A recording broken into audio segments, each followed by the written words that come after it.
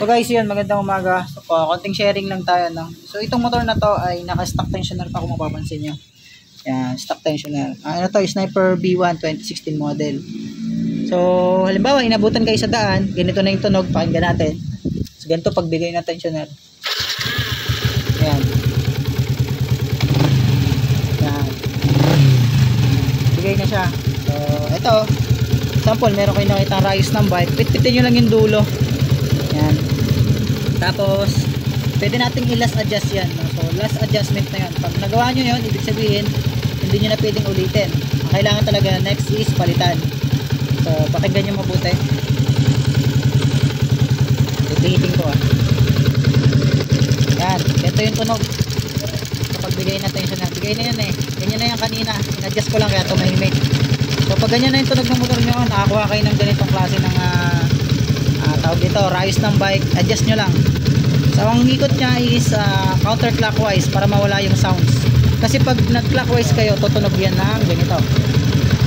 Ibig sabihin, nire-reset nyo yung tensioner. Pag ganun, yan o. Pag clockwise yan, tutunog yan. Tapos ipihitin natin naman, papunta ang counter. Yan. Mawala yung tunog yan. Yan, last adjustment na to. Konting sharing lang tayo. Stock po yung tensioner ha.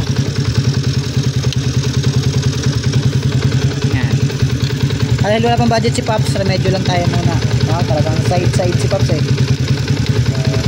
Yan, okay na yan. Last adjustment yan. Yan yung pinakahuling adjustment niya.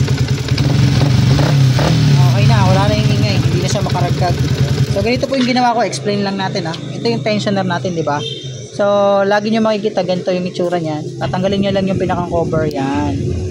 So ito kasing problema nung kay Pops ay yan. Ganito na kasi yung problema ng kay Pops. Nakaganyan na siya oh. Yan. Nakaganto na siya. Yan. Kaya kalog na yung timing chain. Okay? So ang ginawa ko, nilas adjustment ko siya. So sinagad ko na yung tight dito para hindi siya pumasok. Kasi naglalaro yun eh. Ayan oh. Yan. Nakaganito na yung sa kanya. So nilas adjustment natin para lang maiuwi niya at magamit niya pa yung unit. So huwag nyo kalimutan ibalik tong rubber na to. Kasi pag di nyo binalik yan, lalabas dito yung mga langis. So yun lang. Ito lang ginamit natin. So remedyo lang muna kasi wala siyang budget eh. Hindi naman natin siya mapahiram pa. Ang pangpalit na bago na tensioner. So suggest ko lang dito. Siya na rin mamimili kung stock tensioner pa kakabit or manual na. So kung saan kayo may choice. No? Kung stock pa din or manual tensioner na. So ganun lang guys. Basta pag tumunog ng ganun yung motor nyo at inabutan kayo sa daan, hanap kayo ng price ng bike, tapos pinitpit ko lang ito ng martilyo. Yan, tapos pampihit. O kaya flat screw na maikse, adjust nyo lang. Pwede yun.